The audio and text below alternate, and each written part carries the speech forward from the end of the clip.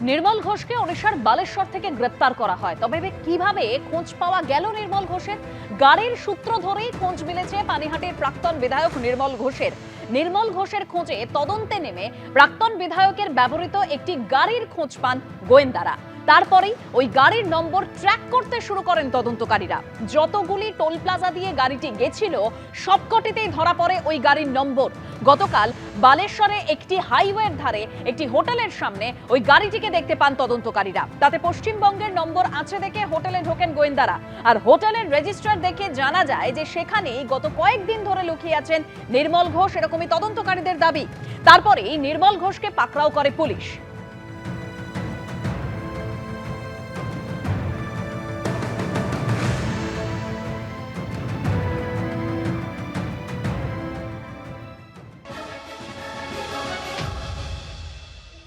গত রবিবার মুখ্যমন্ত্রী বলে যাবার পর ব্যারাকপুর কমিশনারেটকে যে শ্মশানেটি কি ঘটেছিল সেটা জানা প্রয়োজন এবং এই তিনজনের ভূমিকা, সেই ভূমিকাও কিন্তু তিনি দায়িত্ব দিয়েছিলেন ব্যারাকপুর কমিশনারেটকে খুঁজে বের করার। এবং আমরা দেখলাম যে গত সোমবার দিনকে, তার ঠিক পরদিনকেই অভয়ের পরিবারের তরফে কমপ্লেন করা হলো এবং তারপর থেকে নির্মল ঘোষ কিন্তু একেবারে বেপাত্তা ছিলেন। গতকাল তাকে সুদূর উড়িষ্যা থেকে, বালেশ্বর থেকে তাকে গ্রেফতার করা হয় একটি গাড়ি সূত্র ধরে। এই মুহূর্তে খর্দা থানাতে আমরা রয়েছি। এই হচ্ছে সেই গাড়ি, সিলভার কালারের যে গাড়িতে করে এখান থেকে গত সোমবার দিনকে এফআইআর দায়েরের পরই নির্মল ঘোষ পালিয়ে গিয়েছিলেন। এই যে ফরচুনার ইনোভা WB06L8637 এই গাড়িতেই কিন্তু পালিয়ে গিয়েছিলেন নির্মল ঘোষ। সঙ্গে একজন ড্রাইভারকে নিয়েছিলেন এবং তার সঙ্গে আরেকজন সহযোগীকেও নিয়েছিলেন। এবং এই গাড়িতে করেই গত সোমবার দিনকে তিনি কলকাতা ছাড়েন। এখান থেকে তিনি কিন্তু সুদূর বালেশ্বর পর্যন্ত, উড়িষ্যা পর্যন্ত যান এবং সেই হোটেলে তিনি আত্মগোপন করেছিলেন। সেখান থেকে তাকে গ্রেফতার করা হয় এবং এই গাড়ির সূত্র ধরেই কিন্তু শেষমেশ জালে পড়েন নির্মল ঘোষ। গতকাল তাকে উড়িষ্যার আদালতে তোলা হয়। সেখানে তাকে ট্রানজিট রিমান্ডে নিয়ে আসার পর আজকে প্রায় ভোর 3টে নাগাদ তাকে আনা হয়েছে। অর্থাৎ নির্মল ঘোষের এই গাড়ির সূত্র ধরেই তার খোঁজ পান গোয়েন্দারা। প্রথমেই গাড়ির নম্বর ট্র্যাক করতে শুরু করেন তদন্তকারীরা। তারপর যতগুলি টোল প্লাজা দিয়ে গাড়িটি গিয়েছিল সবকটিতেই ধরা পড়ে ওই গাড়ির নম্বর।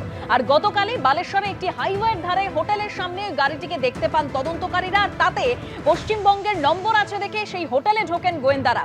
হোটেলের রেজিস্ট্রার থেকে জানা যায় যে সেখানেই গত কয়েকদিন ধরে নির্মল ঘোষ তিনি লুকিয়ে রয়েছেন, এরকমই দাবি করেছেন তদন্তকারীরা। তারপরেই নির্মল ঘোষকে গ্রেপ্তার করা হয়।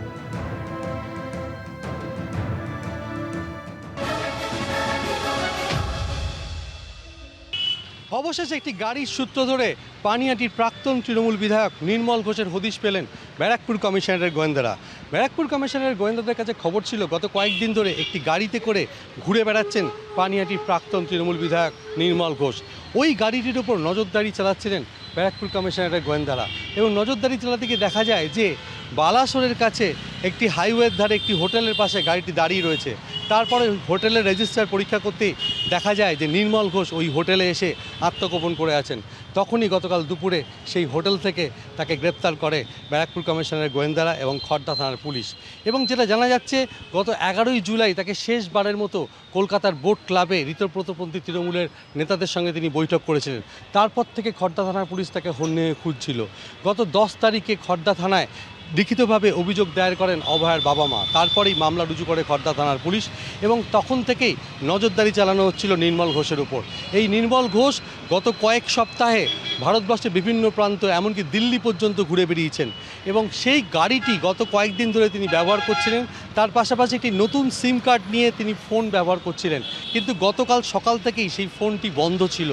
ফোনটি বন্ধ থাকা সত্ত্বেও গাড়ির সূত্র ধরেই অবশেষে দুপুরবেলা বালাসোরের কাছে একটি হোটেল থেকে তাকে গ্রেপ্তার করে ব্যারাকপুর কমিশনারের গোয়েন্দারা এবং খর্দা থানার পুলিশ। ক্যামেরায় তরুণ বিশ্বাসের সঙ্গে সমীরণ পাল, এবিপি আনন্দ, উত্তর 24 পরগনা। কেন তড়িঘড়ি অভয়ার দেহ দাহ করা হয়েছিল এই প্রশ্ন তুলে মুখ্যমন্ত্রী শুভেন্দু অধিকারী নতুন করে তদন্তের নির্দেশ দিয়েছিলেন। তারপরে এফআইআর দায়ের হয়, যে এফআইআরে 3 জনের নাম থাকে, নির্মল ঘোষ, সোমনাথ দে এবং সঞ্জীব মুখোপাধ্যায়। নির্মল ঘোষকে ওড়িশার বালেশ্বর থেকে ইতিমধ্যে গ্রেপ্তার করা হয়েছে এবং নির্মল ঘোষ জালের পর তারপরে কিন্তু তার সাগরেদ সঞ্জীব মুখোপাধ্যায়কে গ্রেপ্তার করা হয়। তবে এখনো অধরা সোমনাথ দে।